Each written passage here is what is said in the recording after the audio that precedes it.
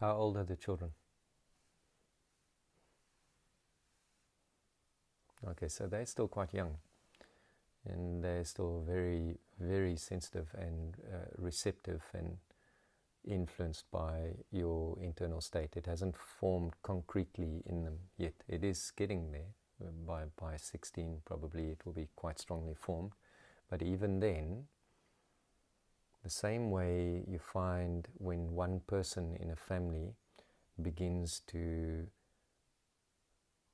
follow an internal pathway, begins to explore inner work, it has an effect on everyone else in that family, everyone in the proximity actually.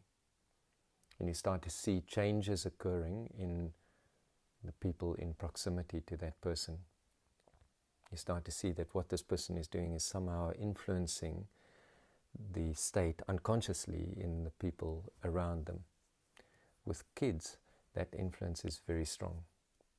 They're very receptive to that, meaning they haven't formed such concrete views of themselves as an adult has. So in the adult you'll see change, but it will be, it will perhaps take a little bit longer. The person doing the exploration will have to go deeper for a longer period of time, and then you'll start to see change. You'll see prompts toward change in the people around them. And depending on, again, their receptivity, they might follow those prompts, they might explore those prompts, or they might just keep experiencing the prompts. Whereas a child will be watching all the time. A child is very sensitive to your state. And so as your state begins to change, the child is sensing that, feeling that more than thinking that. They can't quite explain or interpret the change of state. They first experience it.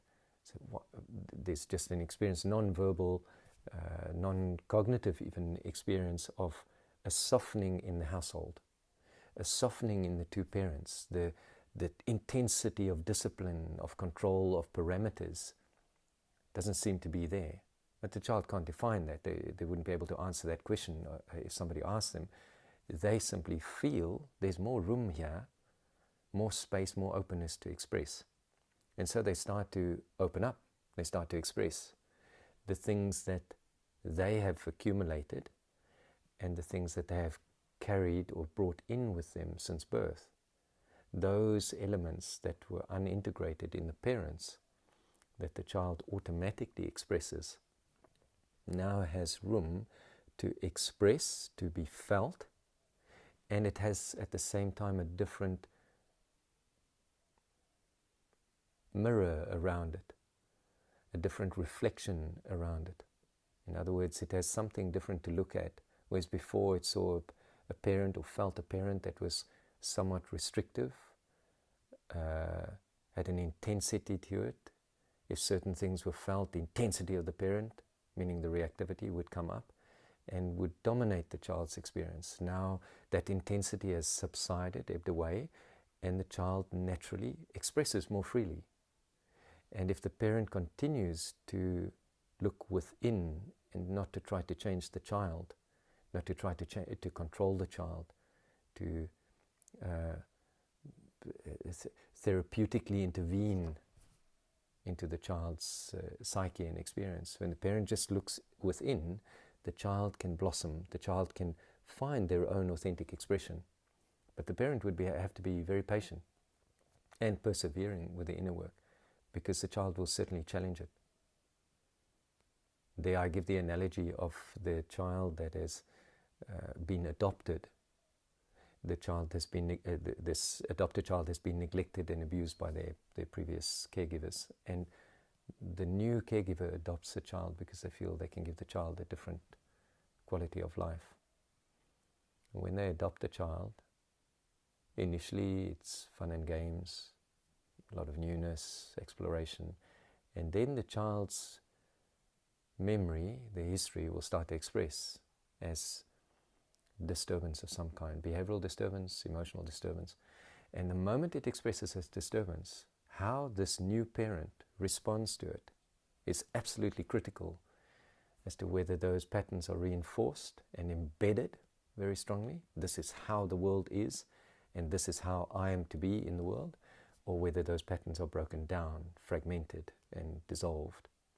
If the parent remains absolutely open, safe, present with the child, and the child perhaps really goes wild at some point with anger, of course within the parameters, safety parameters, don't hit something, don't throw something, the parent has to enforce that.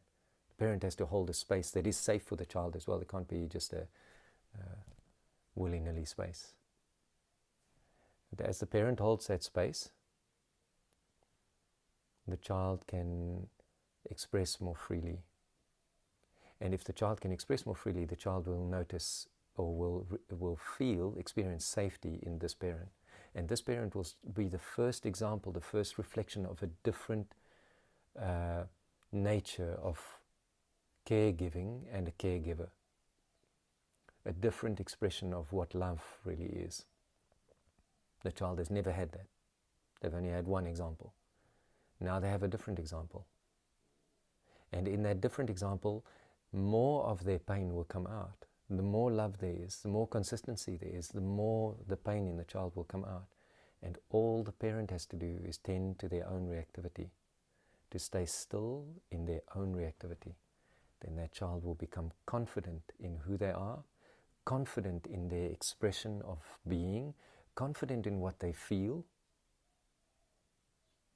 They'll have a different quality of confidence, a confidence that's not forced or practiced or in a particular thing, in a doing, just a confidence of being.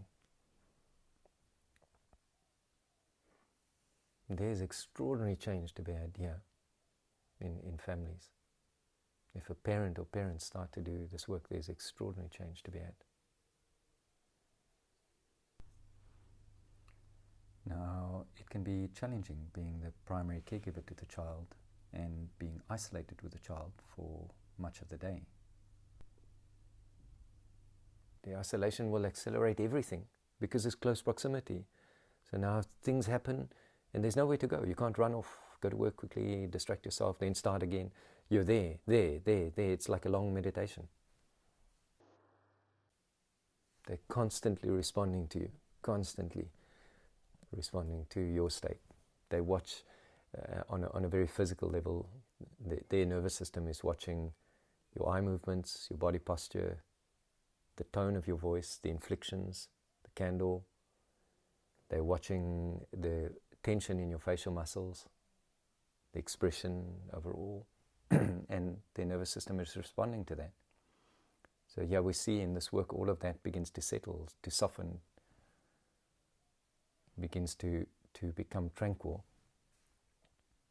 And in that tranquility, that softness, that openness, the child's nervous system responds by releasing, by relaxing. And in the release and the relax, it churns out the burden that it's accumulated, that it has tried to restrain until now.